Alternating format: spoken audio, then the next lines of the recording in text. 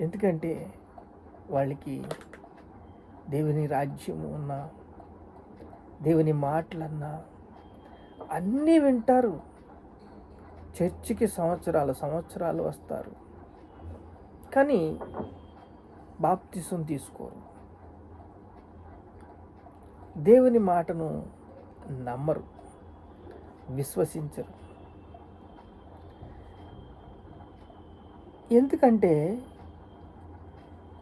చూడండి, దేవుని రాజ్యములో ప్రవేశించుట ఎంత దుర్లభము.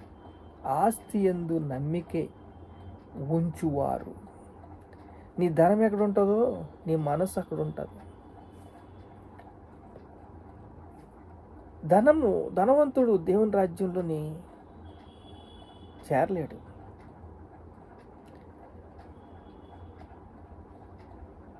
ఎందుకంటే ధనం మీద ఆశ, మనసంతా ధనం మీదే ఉంటుంది.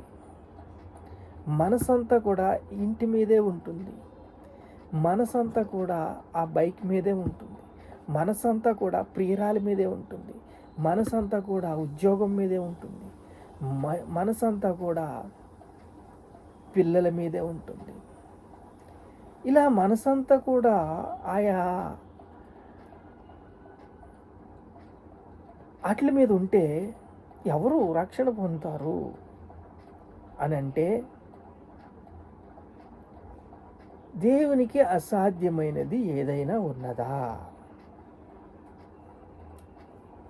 అట్లయితే ఎవడు రక్షణ పొందగలడని ఆయన అడిగారు. అందుకు దేవునికి అసాధ్యమైంది ఏదైనా ఉన్నదా? దేవునికి అసాధ్యమైంది ఏదైనా ఉన్నదా అంటున్నాడు. ఏంటి ఈ ప్రశ్నకు అర్థం అంటే, మారు మనస్సు పొందాలి, పాపక్షమాపణ పొందాలి. అంటే నిన్ను ఎలాగ దొళ్ళగొట్టాలి? మోక్షానికి మార్గము ఆయనే. మారు మనస్సు పొందాక నీవు రక్షించబడతావు. ఇది దేవుడి చిత్తం. ఆయన ఏమన్నాడు? దేవునికి అసాధ్యమైనది ఏదైనా ఉన్నదా అంటే, సూది బెజ్జములో ఒంటి దూరుద్దా అని అంటే, దేవునికి అసాధ్యమైనది ఏదైనా ఉన్నదా అని అన్నాడు.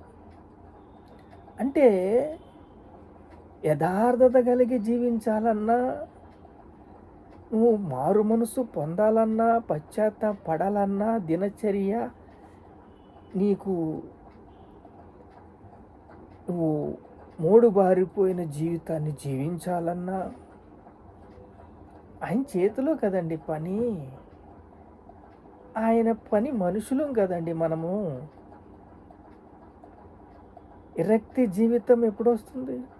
మూడుబారిపోయిన జీవితం ఎప్పుడు వస్తుంది? నీ దగ్గర పైసా లేకుండా ఎలా చేయగలడు?